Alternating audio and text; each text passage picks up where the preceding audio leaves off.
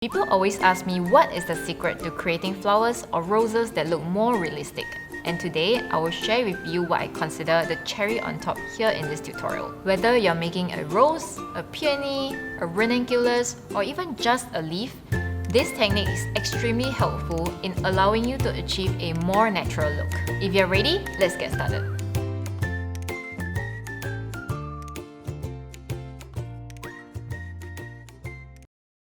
Okay, so the additional detail we're going to add to our rose is actually all these dusted edges of the rose petal. So you can see, as compared to the one that is not dusted, you can actually see quite a big difference in what it represents.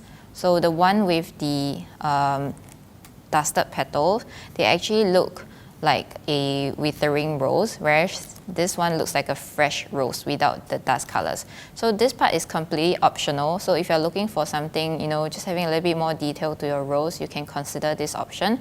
If not, you can always just leave your rose as it is.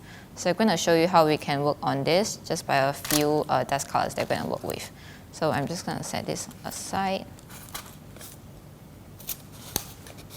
Okay, so the dust colors I'm using today are from Crystal Colors, and mainly Kiwi, Impatient Pink, and then we have the Honeysuckle, which is like a pale yellow color. Okay, so in order to mix our colors, we're just going to pull it out onto our sheet of paper right here.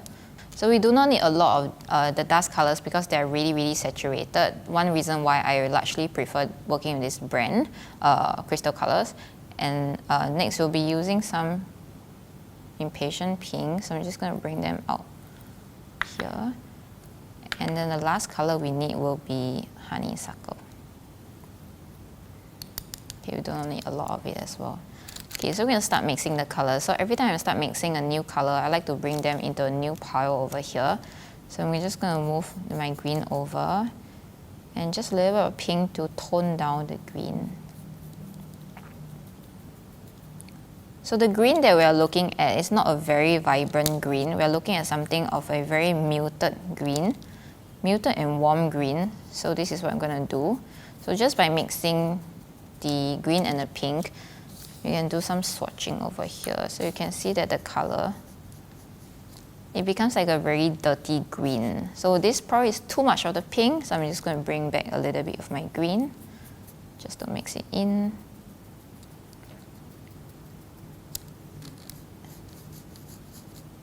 Okay, so it's slightly greener here. Maybe just a little bit more, and just a tiny bit of the yellow to brighten it.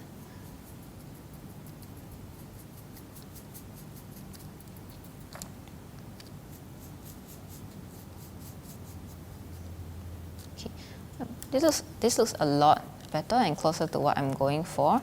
So right now, this is definitely too strong a color that I'm working with. Whenever you're working with dust colors, it's always safer to go from the lightest shade to the darkest shade, because you can always add on layer of dust, but you can never remove them. So what I'm going to do with this shade of color I have over here is to just bring out a little tiny bit of it, set it aside, and I'm going to go ahead and add my white dust. So my white dust is actually just cornstarch. So you don't have to buy white dust if you do not want to spend. You can always just use cornstarch. If you're working with liquid, then I will not recommend it, but these are all dry dust, so we can definitely use that. Okay, so can you guys see? It's a way lighter shade. So I think this is a very safe color to start with. If it's not strong enough, we can always go ahead and add on more of this shade. So I'm going to bring out my rose. Okay. And the parts that I like to add on this green dust details are the part that really looks like they're really shriveled. So in this case, you can actually take a look at this petal over here. These are signs of aging of the flower. So it's a really good place for us to add on our dust colors. So in order to try out the dust colors, if you're unsure, you can always try at the back of the petal first. So I'm just going to dip my brush into the dust colors. And I'm just going to try a tiny bit at the back. You can always tap away the excess. There you go. Okay, so can you guys see? So this is the dust colors. So to me, this is still a little bit too strong. So I'm gonna go ahead and add a little bit more white to lighten this guy up. So I'm gonna set this aside. And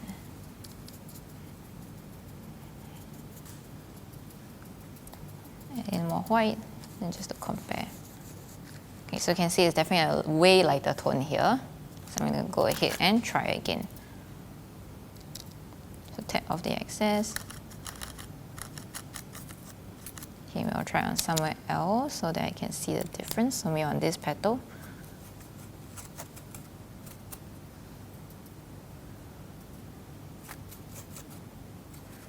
Okay, so can you see? So this one has the greenish tinge, and then this part doesn't have. So this is what we're looking for. Okay, so now once you kind of roughly get your color already, we're ready to dust like the top of the petal. So we're gonna flip our rose around, and using this shade of color that we've just created, I'm gonna look for the parts that look really kind of broken. So maybe this is the part that I'm gonna work with. So in order to bring in this detail, because the green actually only surfaces on the outline of the petal, so I'm gonna go ahead and just bring my brush and brush it from outside in. So somewhere outside the petal, inwards this way. So you do not want to start from a point like in the petal itself. You want it to start from a point from outside. So you can really outline your petal.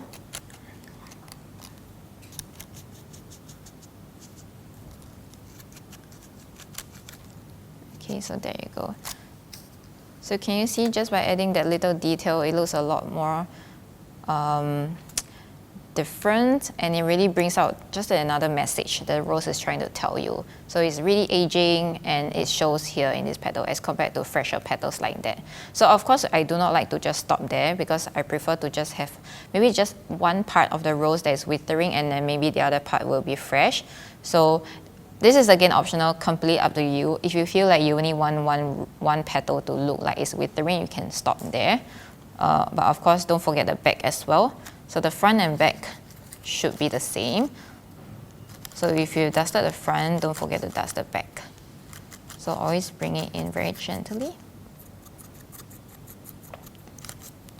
So from the back, you can also see that small little detail really allows it to stand out from the rest of the petal. Okay, so for me, I'll probably just bring it across just to this petal as well, so that this side of the petal is probably withering, and then this side will look fresher. So going back to my dust colors. So if you have additional dust colors, just tap it away. And then go ahead. So from outside in, so just really outlining the edges of the petals. If you find that it's still too strong, you can always go ahead and add a little bit more white into the pile that we have, and then continue dusting it.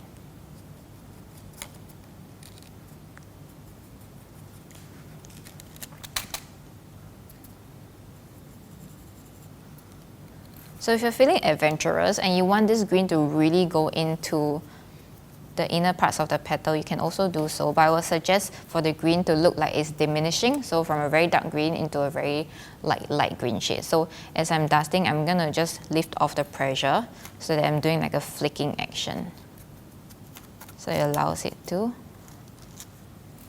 you can see the transition. So it's like a really dark green on the outside, and then it goes into a lighter green on the inside. So it really blends really well with the pink that we have.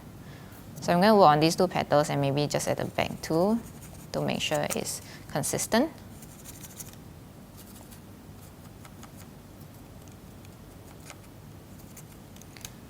So you can see the difference in these two petals and the rest of the petals. So just looking from the top, right, you can see these two petals are really green, but they're separated from each other, so it doesn't really flow. So what I'm gonna do here, just looking from the top, is I'm just gonna bring in some of the green onto this petal too, so it flows, so it doesn't feel like these two are just like really popping out on their own, and it doesn't really flow. So I'm just gonna always look at what my rose is telling me. I'm just gonna adjust accordingly from there. So maybe because this petal is closer to the center of the rose, it's not pretty much like the last few petals. So my green is gonna be a lot lighter than these two green over here. So I'm gonna pull in some of my cornstarch. and then create a lighter shade of green here. So you can definitely see the flow from a darker green into a lighter green into here.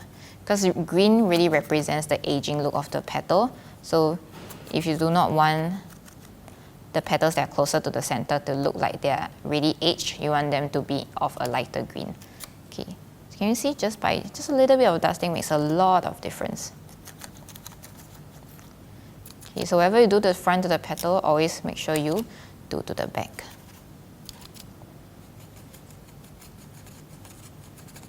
Okay, you can tap off the excess.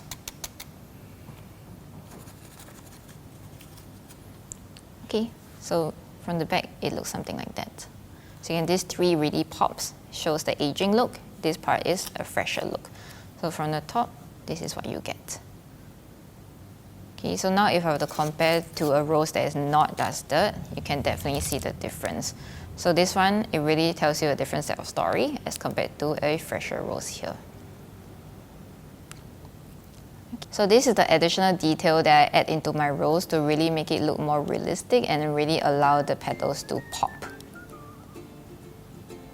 Now that we're done with the flower, the next step will be to understand how to store them. I've previously made a video on how you can do so, and you can check it out under the free resources tab on our website.